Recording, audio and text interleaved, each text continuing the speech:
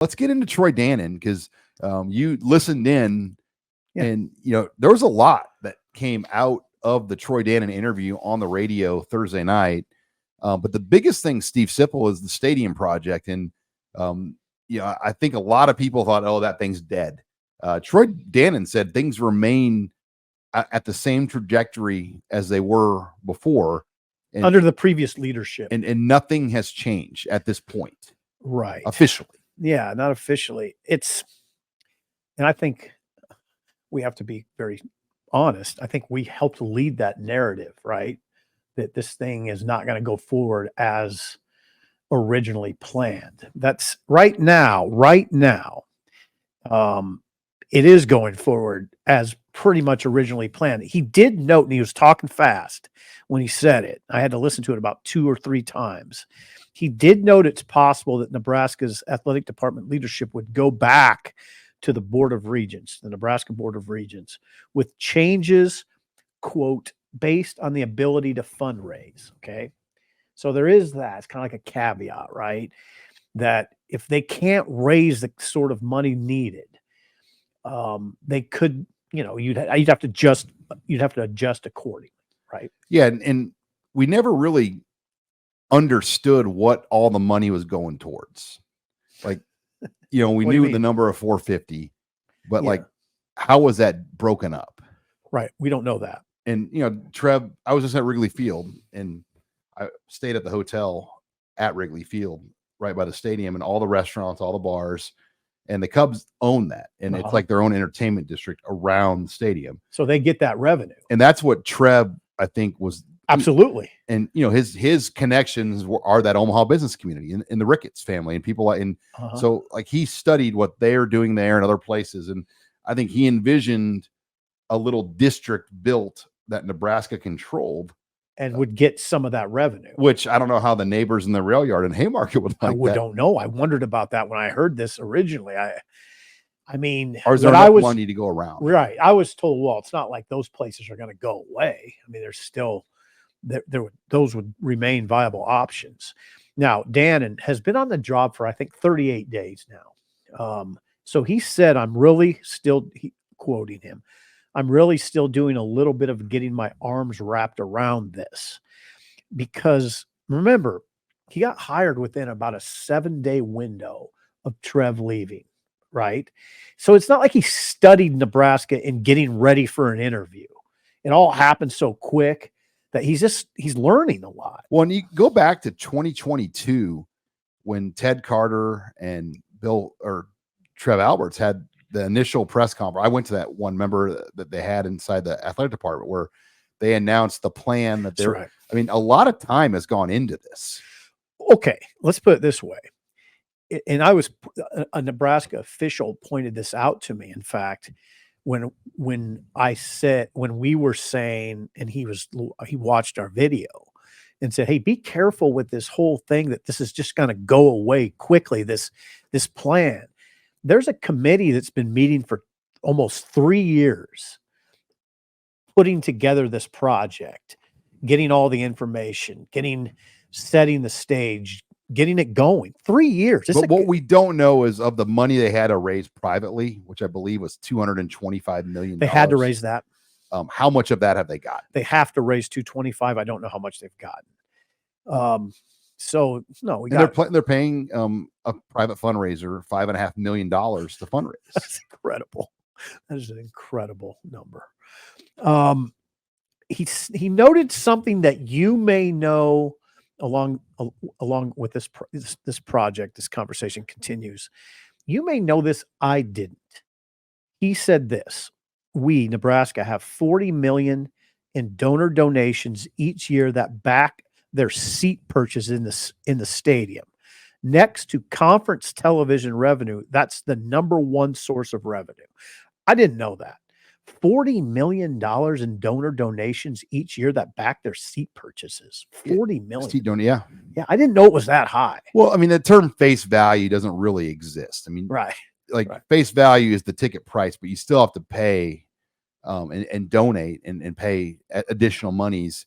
Now, there are people that are grandfathered in, and are they going to get rid of that over time? I mean, that was something I think Trev Alberts was going to do, and have to figure out a way to eliminate ticket grandfathering and kind of charge a more consistent price. Mm-hmm. Now, one thing I picked up from Dan in your story, Sip, was chairback seating in the East and the West. Right. That's going to happen. Like, yeah, he said that has that. And that, to me, you would think they could do without like shutting down the stadium. Right. You should be able to so do like that. Can they get that done? Like, but the South, how soon are you talking? I mean, can that be one of the first things they do? Yeah. Can they chair back the East and the West? Yeah, and I think they would chair back the South too. That's when the original. Now the South will have to be torn down.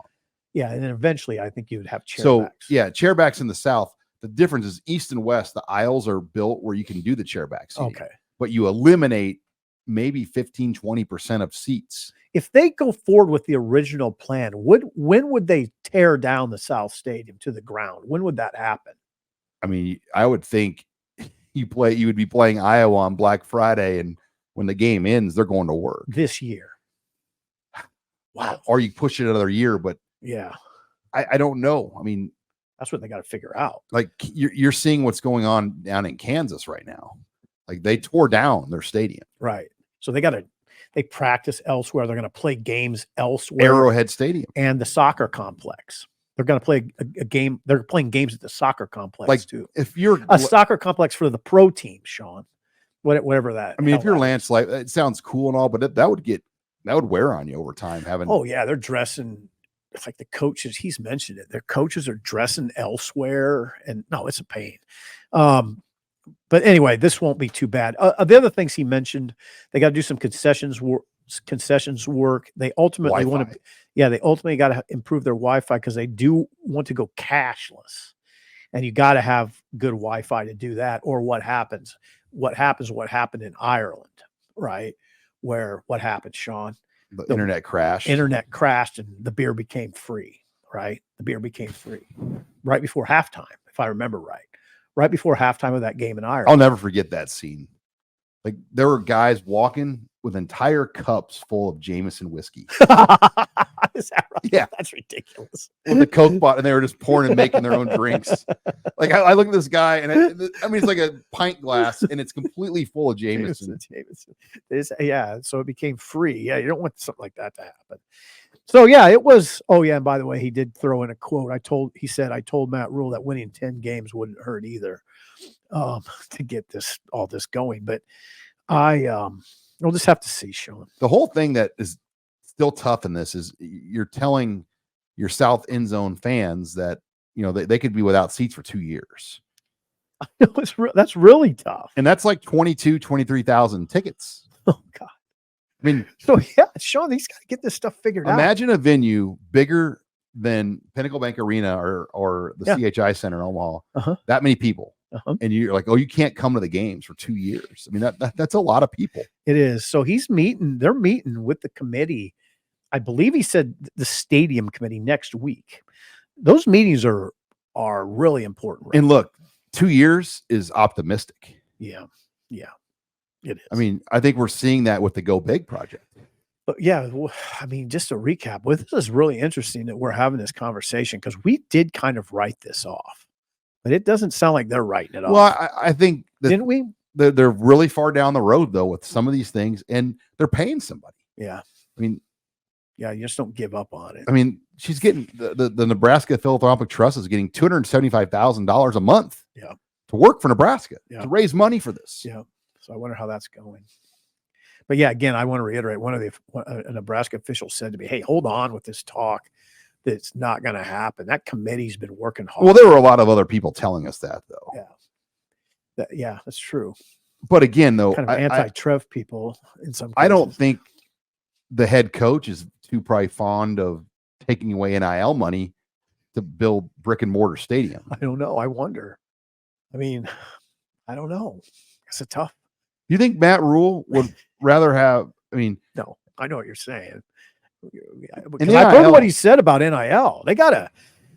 I mean, it's competitive now. They need 15 to 20 million a year, probably. Yeah, for NIL. Yeah, and that just doesn't happen automatically. That takes some serious elbow grease to raise that kind of money. Serious elbow grease. It does. Matt Davison in 1890. By the way, man, he was really complimentary again of 1890 last night. Just said we couldn't. And he said this. He said something really interesting. He said we have to get our fundraisers involved in to help them. They can't just give them leads. Which I don't think that was happening. Well, I know 100% it wasn't happening. I mean, I don't think anything. I know that. You're not going to play Babe on the Woods. No, I'm not playing Babe in the Woods on that. It wasn't happening. It just flat wasn't. So interesting, fascinating to hear one AD come on the radio and say, we can help 1890. We want to help 1890, where the other AD would barely mention 1890. They were in competition with each other in some respects. It seemed like it. So odd. So very Nebraska. But see, Dannen has the right attitude, and he said we'd be in trouble without 1890. I mean, and that's a fact. Yeah. I mean, so yeah, it's very interesting. The narrative has shifted so strongly.